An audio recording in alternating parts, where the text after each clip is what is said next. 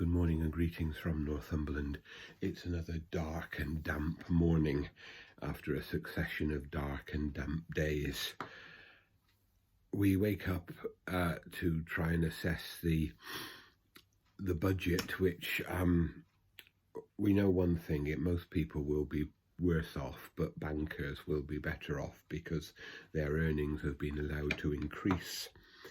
And there will be a lot of unpacking about how particularly the lives of the poor and the lives of the averagely earning people will be affected.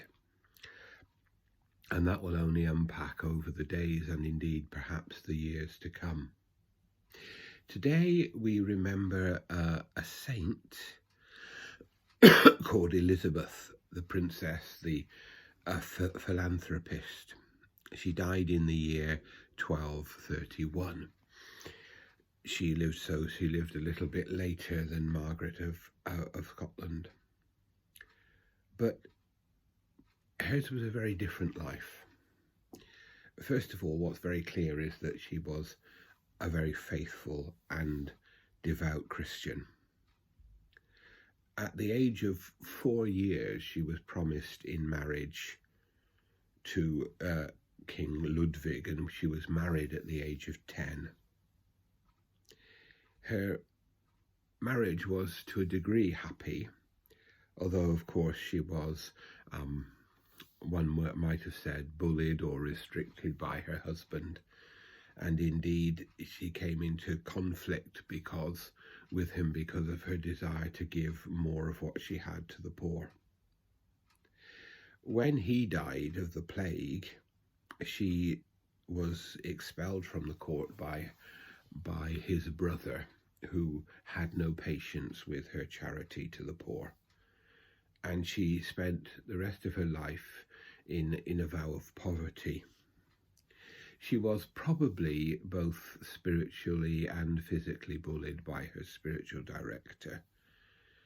And there is little in that relationship that Christians nowadays can draw from.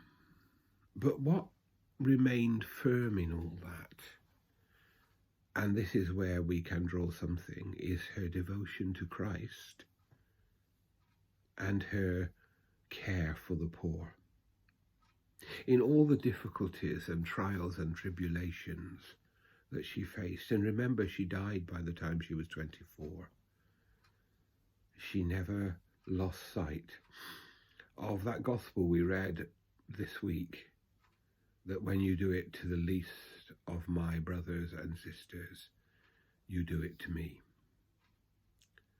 And so her life of austerity was one also of compassion and care for the poor. And there's much to unpack in that. First, we have to recognize sometimes the destructive influences that can be even in good lives. But above all, what shines through her life is a care for those who are in need. And we pray that that spirit of compassion may fill our hearts and may fill our world. That it may shine in Ukraine, in Iran, and in the dark places where people suffer. May God bless us all.